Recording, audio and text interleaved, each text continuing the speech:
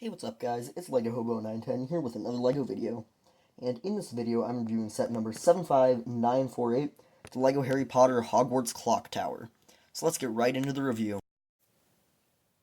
So before we start with the actual clock tower, we're just going to start with these three tiny little builds. We'll move this aside and start with the smallest builds, which are almost identical. These are just two little tables for the Yule Ball, which a lot of the set is centered around. Especially on the minifigure end. Most of the actual build in the interior isn't Yule Ball themed. The exterior is in no way, shape, or form specifically Yule Ball, but the figures are, and a few rooms in the castle are. So they just have these tables for at the Yule Ball. This one just having two goblets on, as well as like a small little ice structure. And then these, of course, meant to be like, the actual legs of the table, but they aren't really strong enough to support it. So you have a kind of a cheater in the center there. And this one just has a large ice castle sculpture type thing on it. And so now let's move those aside and get onto the slightly larger side build. This is just a Christmas tree. It's real simple, but real effective. It's a pretty similar build to most Christmas trees that they use in like the Winter Village sets and such. It does have this star piece at the top, which I'm pretty sure was first introduced in Friends. I think this one being in gold, which I think is definitely pretty cool. It's a really simple build, but it definitely gets the point across and works. So now, let's move that out of the way and go on to the main build. So here is the actual clock tower, and it also does have some surrounding area of the castle as well, because the clock tower technically cuts off right there. It's kind of like with the Whomping Willows, that where it contains more than just the Whomping Willow. It's also part of the castle. And this can connect to the other two Hogwarts castle modules from last year right along here, so it'll kind of create like a half circle once they're all connected. And let's, I guess, start over on the left side here, the left side outside. This area, to me, personally looks a bit sloppy with just the gray. I'm not a huge fan of that. And then over here, there's large preform pieces, which use a lot of stickers. And then also the large tower pieces. And interestingly enough, with this one, it uses these for spires, which it uses for most of them. But normally they would put like a cone on top so it connects better. These are just barely connected in there, as you can see. By just the tiniest little bit. They're really fragile. I don't know why they decided not to include the cones on this one.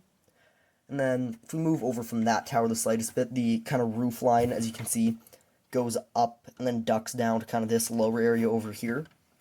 But once again, not a huge fan of the lots of mix of color. I like having a mix of color, like using the tan and the dark tan, as well as the medium nougat in there, but once they have the gray in there and have the tan not be the primary color, it looks really odd to me.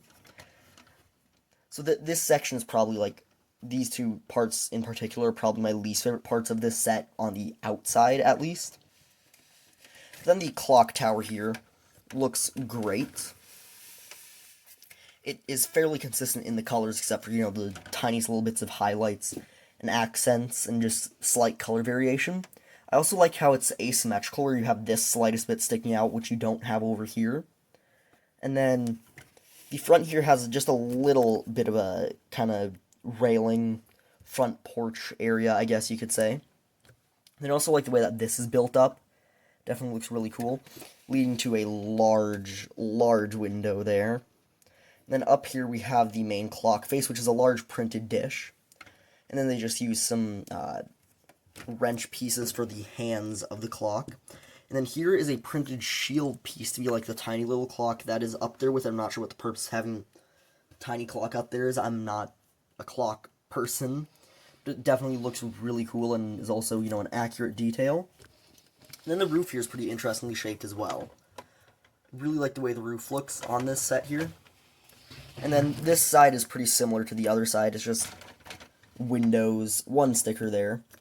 And then these pins are so, if you want to connect in a different order than what's suggested, which I personally think looks the best and most accurate, then you can switch them around. Or I'm assuming in future years we're going to get another one that can connect to this side of it, and then it continues on from there.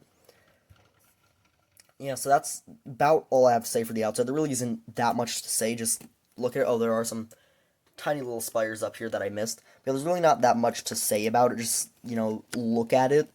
I don't know. Now let's move on to the inside.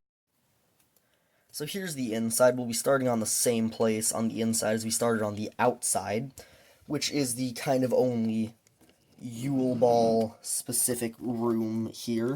Just kind of meant to be, an area where the Yule Ball is going on, even though technically it is going on in the Great Hall, which we've already got a set of. I think this is a pretty interesting little thing within, the icicles, and then here's the dance floor. And it uses some of these new gear pieces that were introduced in the LEGO Movie 2. As you can see, they're bright colored and have kind of rounded tips. They're not really, your regular Technic gears, as well as they have studs on them, which is definitely a weird, new, kind of versatile system of pieces. Then it makes this dance floor so that way you can spin this around, and then it also spins them, so you can have them dance. And this has enough room for 8 figures, 2 on each of these platforms. So if you wanted to, you could have every single figure in the set on the dance floor simultaneously.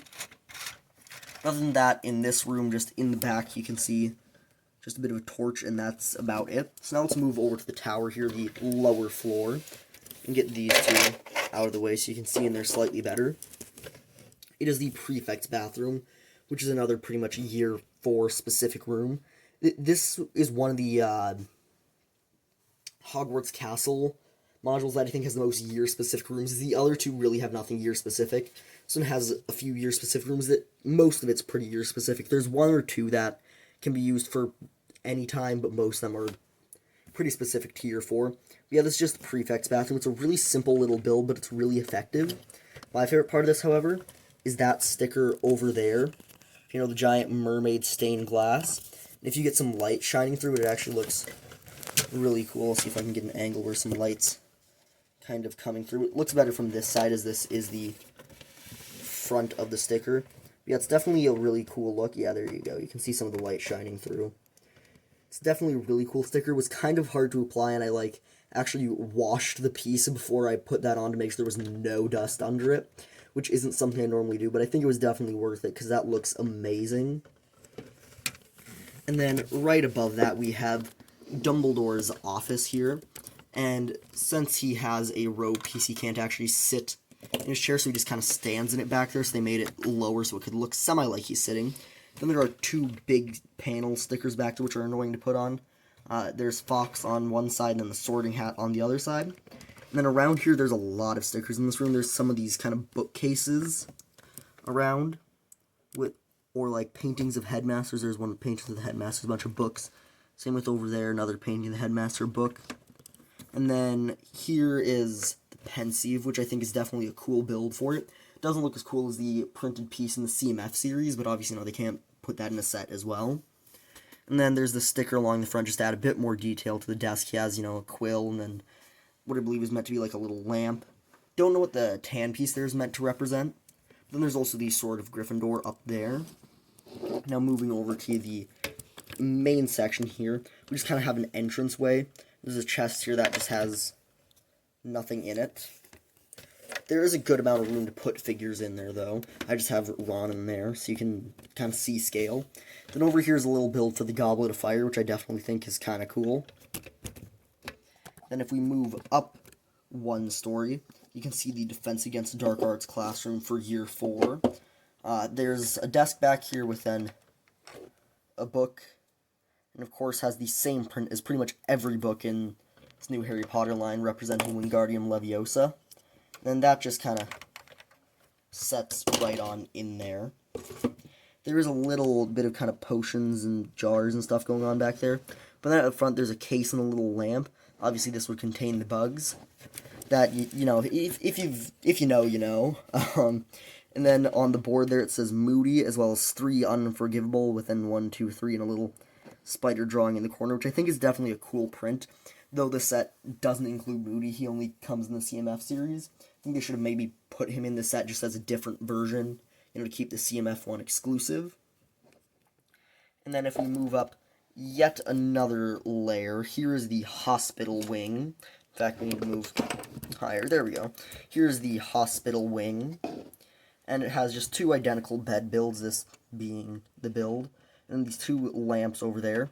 And then I like the kind of blue shades hanging there, like the privacy shades between the different bunks. And you may notice a large thing in the center with gears here. And what this does when you turn it is moves the clock's hand in the front. So let's move out front, and then I'll turn it from the back, and you'll be able to see. So here's that clock face, and if I go back here and turn that, you can see that it just moves the clock's hands. They don't move separately, and if you want to get a specific time, you're just going to have to go in and actually, individually pose them. Then yeah, even if I turn it like that, it'll just turn them like that, which I think is kind of a useless mechanism, to be honest, though at least they did try putting something. But then if we just turn back around here, there's nothing up in this tower or anything. There's really not enough space. So that's about it for the interior of the clock tower. So now let's go and look at the minifigures. This set comes with 8 minifigures, which is definitely a solid chunk, and I think is definitely a good amount for the $80 price of this set. We'll start with Harry, Ron, and Hermione, of course, in their Yule Ball outfits. Starting with Harry on the left. He uses the same hair and head as he does in the rest of this wave of 3rd and 4th year based sets. This hair being only for the 4th year sets. And of course, they all come with their regular wand colors. And then I really like the torso here. It's fairly simplistic but effective. There's a little bit of fine detail. If you look there on the shirt, you can see some light gray lines. And then the back just has a few wrinkles. It's nothing insane. And then, of course, black mid-sized legs. With a lot of the figures in the set, it's nothing crazy, but they definitely look good. There are a few minifigures that I'm going to have a lot more to say about because they're definitely more unique and interesting. Then here's Ron using a pretty standard hairpiece, and then the same facial print as his other appearances in 3rd and 4th year sets of this wave. And then I believe this is actually the only version that we get of Harry and, Ron and Hermione in 4th year as well. We got a lack of them in this wave, having only one 3rd year set with them and only one 4th year set with them. There really aren't that many of them. Yeah, Ron, I think, is definitely one of my favorite minifigures here. He has, of course, his dress robes. And if you look there, when the light hits it right, you can see that there's a bit of brown printing on brown just to add a little bit of pattern and design. Make them look kind of even older and weird. It's definitely one of my favorite figures in this. He also has the red, green, and white that are going on with the frills. And then around the back, you can see that kind of flower, lacy pattern a lot better. Then, of course, the red frill as well. And then Hermione is one of the more interesting figures. I believe this hairpiece is exclusive to her. Either that or I think it also might have been used on Padme in one set and maybe Leia. But then since they don't have a mid-sized dress piece, they used a brick on top of a plate. The brick being printed there, and I think it looks really great and is actually pretty seamless with the torso there. And the color fade is done really, really well and definitely looks amazing. The torso also looks pretty great. She used the same head as her other 3rd year counterpart as well, which I don't really like the facial expressions, especially this one doesn't seem to fit very well. And then the torso print is pretty good as well. Once again, nothing too insane, but it looks like what it's supposed to look like and is effective, and even though it's simple, looks good nonetheless. So now let's move on to 3 of the other figures. Here we have Cedric, Crumb, and Fleur in their Yule Ball outfits. We'll start with Cedric, who I think is probably the most plain out of all of them, just, wearing a pretty generic suit with a bow tie. He then used the same hairpiece and head as he does in all his other appearances in the sets here. He then has a light brown wand, pretty standard. And once again, like a lot of the other minifigures in the set, he's simple, but he still looks good. There's just not much to comment on. It's just a suit and bow tie, Crumb is definitely a lot more unique. He's the same hairpiece as well as same head as in the other set he appears in. I'm not a huge fan of these facial expressions. This one I think fits Crumb perfectly. The other one not so much, but my main issue is that there's no little goatee, just a few little whiskers down there, which he has in the movie. In this, it's just plain, and it doesn't quite fit Crumb. It's a little bit off right there. But then the jacket there definitely looks really cool with the fur draping over it. I think looks pretty amazing. And then also these straps. There is a little bit of shadow printed on there. If you can see, just a little bit of dark red, which is an interesting, neat little detail to help provide a little bit of depth. And that just carries around to the back with the big fur draping over as well. And then finally, we have Fleur here, who uses the same ponytail, as well as same head that she uses in the other sets, except for she doesn't use this ponytail in one of her versions because she has a hat on then. She just uses a plain gray dress piece. I wish they would have maybe printed some of the lines on the rest of the torso, continuing down. Then there's a few little flowers on there. Once again, nothing too crazy complex, but it does look good and work well. And finally, here we have Dumbledore and Madame Maxime in their Yule Ball outfits as well, which are definitely two of the most unique minifigures in the set. We'll start with Dumbledore here. He uses a lavender robe piece here with then printing on the back and the front. I think the printing on the back is slightly better. The white feels a bit thicker, a bit less pale, whereas here you can definitely see the difference between the actual white and then the printed white. It's a bit too thin of printing. Though along the gold there, you can see some fine detailing in brown. And of course, he has this hair hat piece, this hat being in dark tan. I believe this is different than the one in the Great Halls. In the Great Halls, just hair without the hat.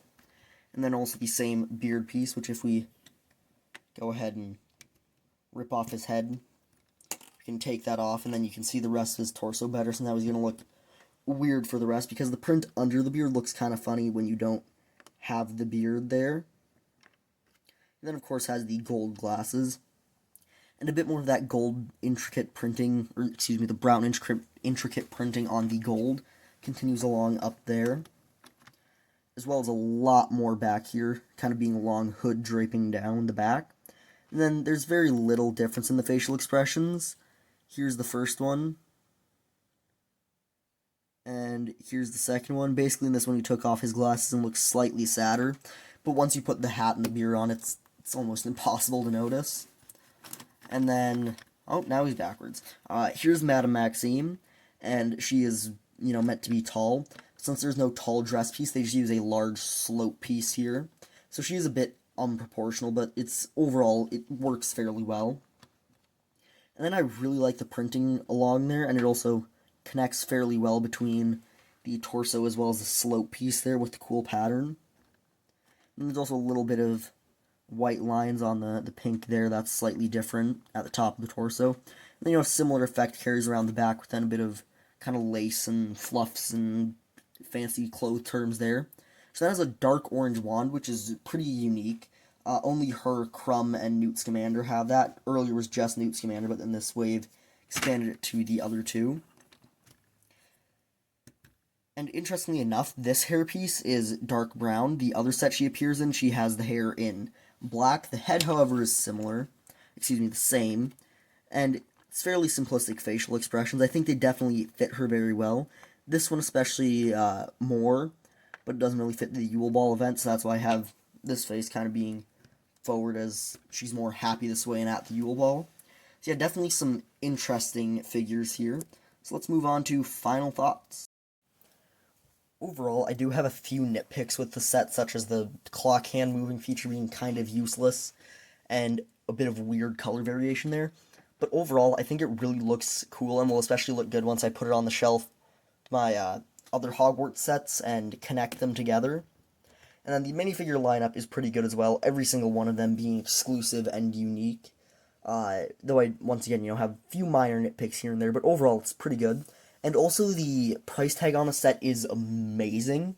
It's an $80 set, and if you look at the price per piece, I would put this at maybe $90, $100 set.